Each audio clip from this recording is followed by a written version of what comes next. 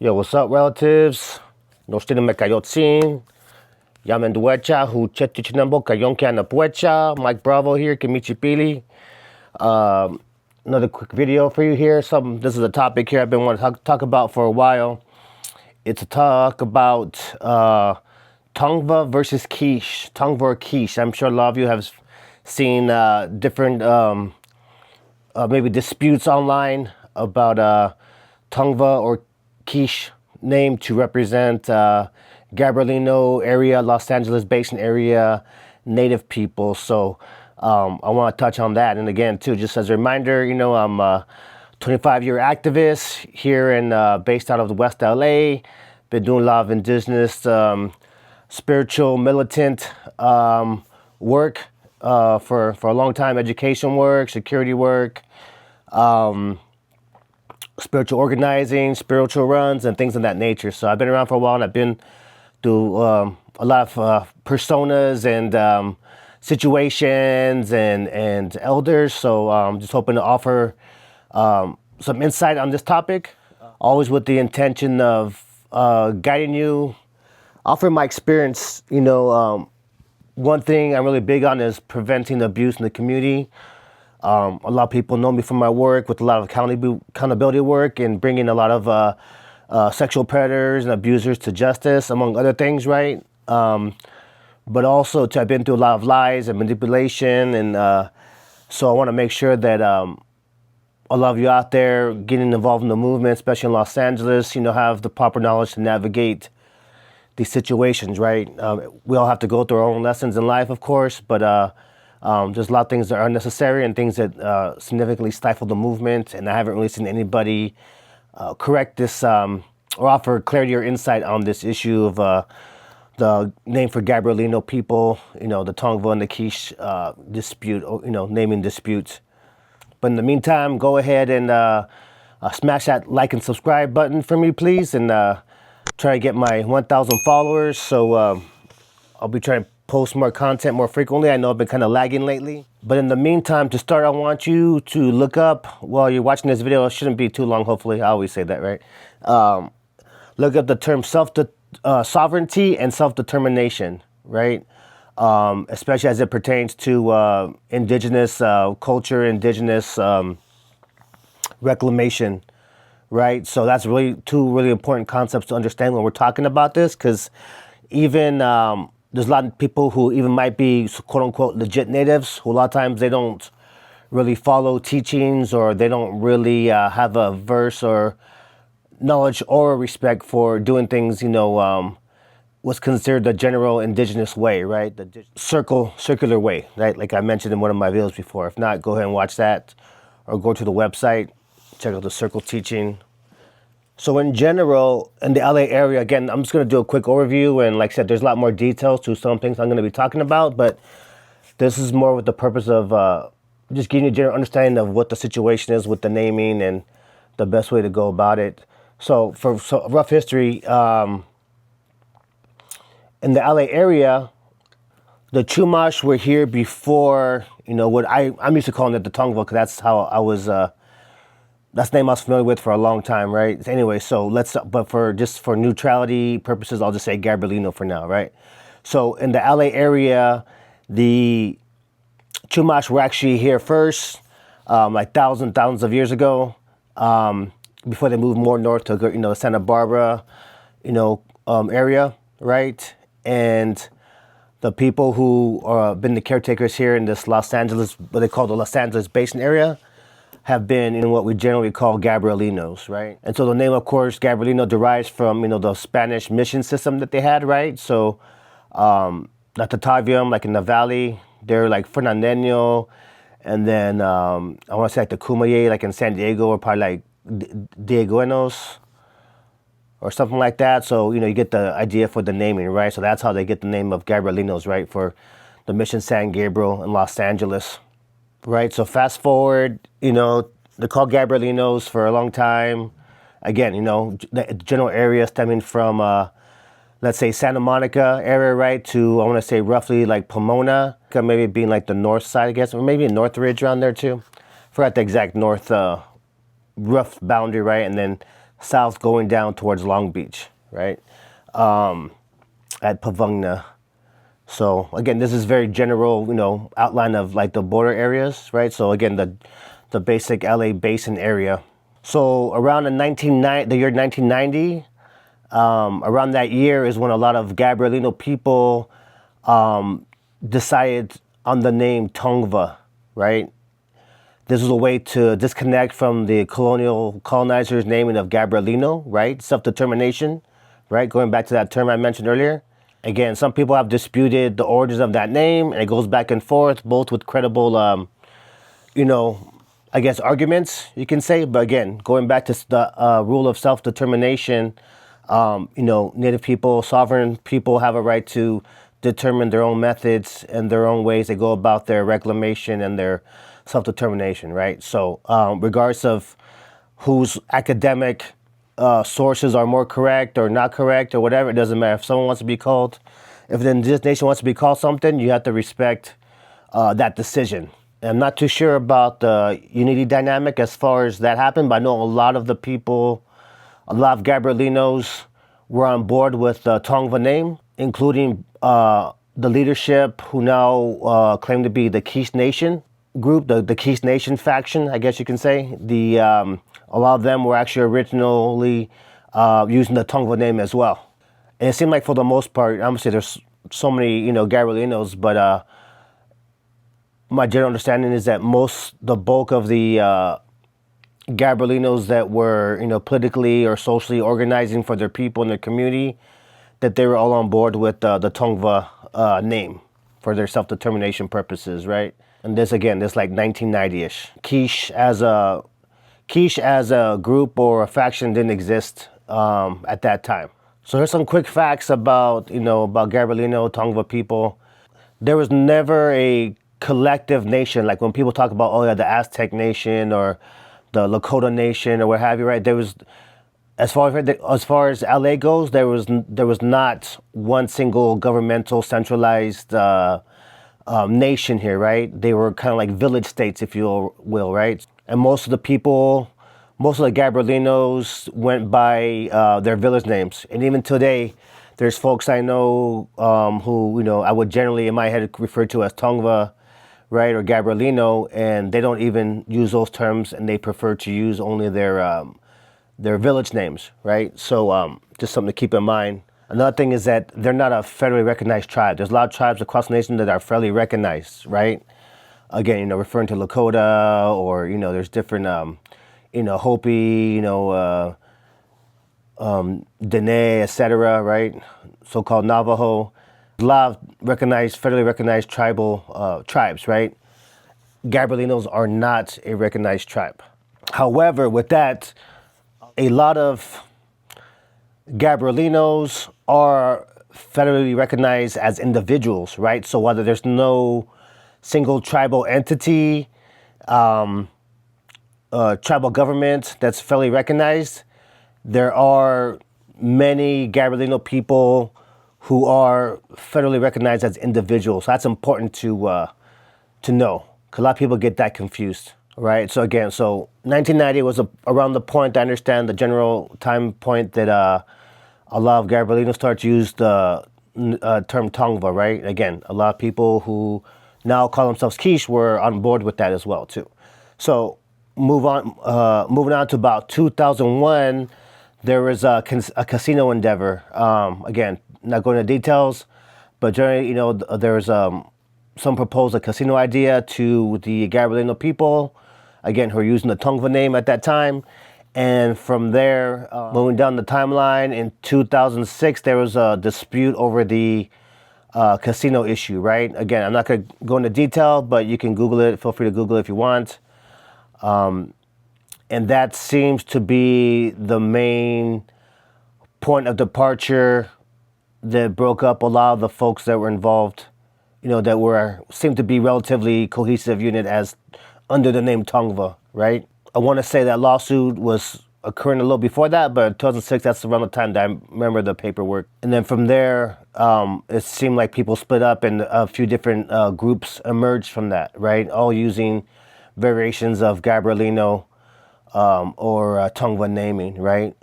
The Kizh Nation, what people know as the Kizh Nation group or faction of the Gabrielinos, they didn't come into existence till about 2009, I want to say. I don't think I remember seeing them until about 2010. But according to the paperwork, they weren't registered as an organization until about 2009. I'll probably be posting some paperwork on here, some little visuals to coordinate the information I'm talking about here. So again, like I mentioned earlier, the Kizh faction, a lot of the original, if not most of the leadership, did identify as Tongva back in the 90s, right? It's not until the 2009 that they changed their name. To at least that group, again, because of the split from the casino drama. And then a lot of the purpose for this video, this is for informational purposes and to keep making sure a lot of youngsters coming up are provide with good information to prevent themselves from being abused or pawned by people in the movement, because it does happen, right? And also too, I've been seeing certain groups present themselves as using language and promoting themselves as being the historically definitive people, right? Which of course they are, right? But again too, that doesn't mean that other people who go by different names and are part of different Gabrielino groups aren't legit either, right? So there's a lot of when you see them online sometimes, and even again, I know my stuff, and it's funny to see these people try to come at me, and I'm not even taking no sides on this. I'm just trying to present the factual information. And my thing is, like, if people are lying and doing overtime to lie, that's that's a huge flag to stay away from. There's no need to lie to kick it, like as they say, right? And especially if we're all working towards indigenous reclamation and healing and whatever. There's no need to lie about the dynamics that we're dealing with. Otherwise, we're never going to find the correct solutions, right? So anyways, I digress. And I noticed that the Kizh tend to, I've seen a lot of them engage in a lot of what I feel on my end anyway, is a lot of like slander towards other Gabrielinos, using claims about being fake Indians or what have you. And honestly, that's not my realm to really, make a judgment on who is or who isn't, But one thing I have noticed is just throughout my experience and working with different nations and different people, there's always Native people calling other Native people fakes or phonies, right? And I'll say, yeah, I'm sure some do exist, right? Some real authentic pretendians, but from my experience, a lot of times, though, natives have a habit of calling other natives fake Indians as well, or fake people, fake indigenous. But again, too, since I'm not Gabrielino, since I'm not of Los Angeles Basin, Southern California, indigenous ancestry, that's not my realm to get involved in that, right? So as far as I understand, there's only about 5 or 6 groups recognized by the California Native American Heritage Commission or something like that, right? I'll post a visual here of that list. And again, these are not, all these groups here are all made up of legit Gabrielino, right? Some use the Tongva name, a variation of Tongva, Gabrielino, and of course you got, the Kizh folks as well, right? All legit Gabrielinos.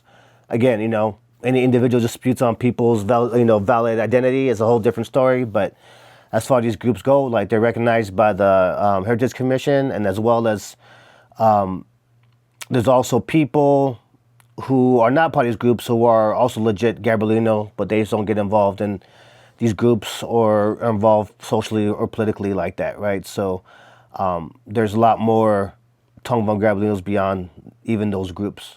And as a note, and like I said, this is like not taking sides, this is just pure fact, right? So the majority of those Gabrielino groups that I showed you, I just mentioned, the bulk of them, as you see, they go by the name Tongva. Again, right? People can make claims about what's right or what's wrong, but at the end of the day, it's about self-determination and respecting people's self-determination. The far majority of Gabrielinos use the name Tongva to identify themselves. So in conclusion, there is no one single correct name for Gabrielinos, right? Again, right now I'm using mostly Gabrielino name to try to be neutral, but I'm used to using Tongva, again, because that's been around for a long time, and most Gabrielinos use that name. And the term Kizh, again, it's relatively new to me. Like I said, it didn't really start until about 2010. But I respect, I have friends, I have a portion of my Gabrielino friends that do prefer the Kizh name, and when they're around, I do my best to remember to use the Kizh name for them, right? Again, some want Tongva, some want Kizh, and again, I'm a Chicano, I'm a Purepecha, I'm a Mexican Indian, so that's not my role to take side on that, right? And this is like standard indigenous protocol, right? Not to get involved in intertribal disputes, right? Especially for, people who consider themselves warriors for the people, right? For indigenous people, right? And any Chicanos, Mexicans getting involved in that dispute, it just shows their lack of teachings and their lack of knowledge and respect for indigenous ways and protocols. So if you see any Chicanos try to get involved and take sides on that issue, the naming issue, and really going hard for it, just watch out. That's a huge flag for people who don't know teachings, and will probably lead you astray in any other native-oriented endeavor that they're involved in. So that's a huge flag. So just watch out for people like that. Like I mentioned in the beginning of this video, it's a lot of times you'll see, there's teachings that we have as Native people, and there's like, obviously every nation has their individual teachings, and then there's, what I would refer to as fundamental indigenous principles and teachings, politically, spiritually, culturally, etc., right? Because ultimately we're all related, especially here on this North American continent, right? But there's a lot of people, even people who might be considered quote unquote real natives or even have tribal IDs or whatever, who are divorced from practicing their native traditions and principles and ways, right? People can have again, and I speak a lot about optics and, performative, where people have the face paint and they do all the pomp and circumstances. I say, pose with the feathers, but when it comes down to the teachings and really doing the self-reflection and doing the righteous work for the people, putting the ego away as best as possible, because we know we're all in the balancing act, right? No, see that a lot of times people don't follow traditions, right? And people don't have knowledge of those ways. Dishonesty doesn't disappear if you, have face paint and carry feathers, right? So again, be smart, do your best to be informed, and just, be humble and how you want to serve the people and help other nations out, right? Again, especially as Mexicans, Chicanos, we're not here to impose, but here to be of service to our relatives who are caretakers of this territory as best as we can, and avoid as much drama as we can. So again, just do your best to support your local nation without getting involved in the politics, because unfortunately, like I said, some people will abuse your naiveness, right, and pawn you and use you to get involved in disputes that don't belong to you, right? The only time I've ever gotten involved in some of these issues, it was never because of the the naming issue itself or taking sides per se. It was just me as a male, right, and raised and trained to protect ceremonies and all that.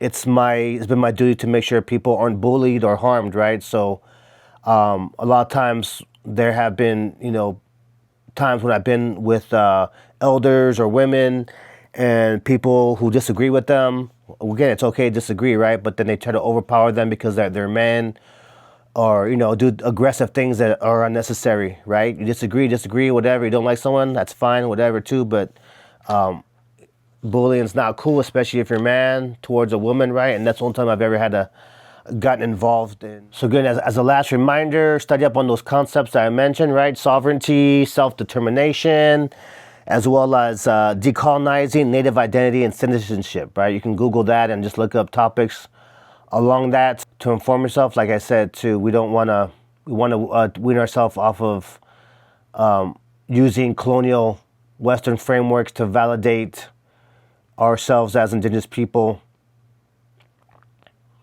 and how we go about our reclamation and prosperity initiatives, right? So again, real quick, and I just hope you found that helpful. Any questions, hit me up. I'm sure this post is going to cause a lot of drama, as you'll see too. But again, just watch. Remember what I said in this video, and then watch. Who says what. And again, facts are facts, and people shouldn't have to lie, right? Again, just do your best to stay humble, be helpful in a sincere way, learn as best you can, and just make sure no one's trying to play you or getting you caught up in any kind of unnecessary harm or grief. So again, stay aware and keep up the good work. Peace.